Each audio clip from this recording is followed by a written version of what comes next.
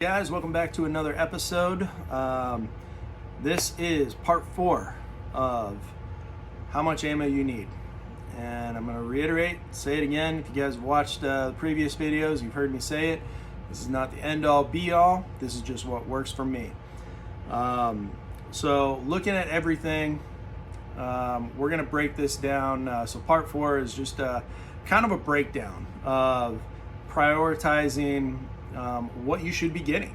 And by that, I mean, I break it down into 3 different categories. So your home defense, your practice, and hunting.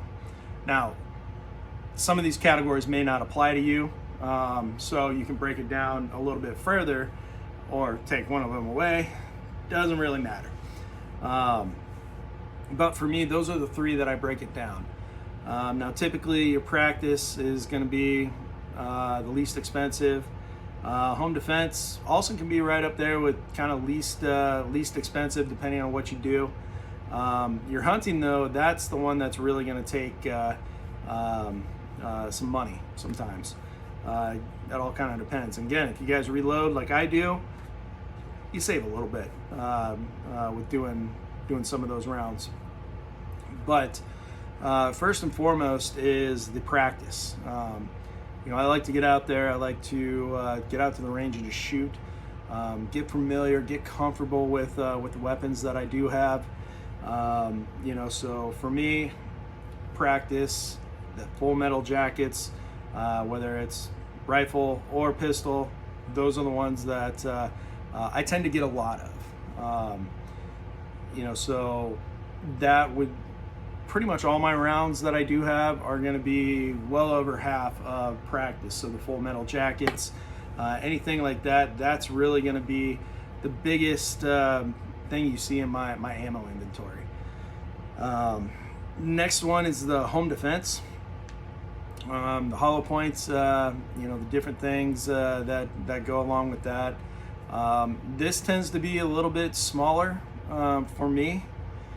I'm not going to tell you how many rounds or anything that I do have, but specifically, I'm depending on what I'm shooting. We're looking at, probably about 500 rounds for each weapon that I do have. When it comes to pistols, for the rifle, I mean, probably 200 rounds. It's pretty small, but in my opinion, it's pretty small. It also has to deal with some of the magazines and everything that I do have. So it's also another important thing. Always put that in your budget to get magazines. If I know then what I know now. Anyway, and then I break it down for hunting. There's rifle rounds, different specs on that. There is when it comes to shotgun, steel shot. There's buckshot as well as slug, and then the slug and buckshot I also kind of incorporate into home defense when it comes with a shotgun. But that's kind of how I break it down, budget it out, what I want, what I'm specifically maybe going after, what I'm continuously shooting at that point. That's what you're really going to see with myself and what I prioritize when it comes to pistols, rifles, and shotguns. What I really need.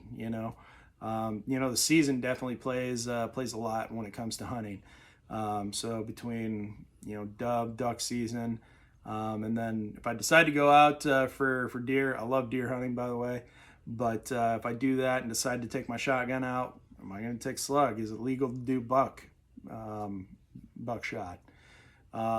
So I tend to break it down that way with what I look at specifically and how I want my ammo to be stocked up for what I use. So if you guys are liking what you're seeing, go ahead, like, comment, subscribe. Let's have a day.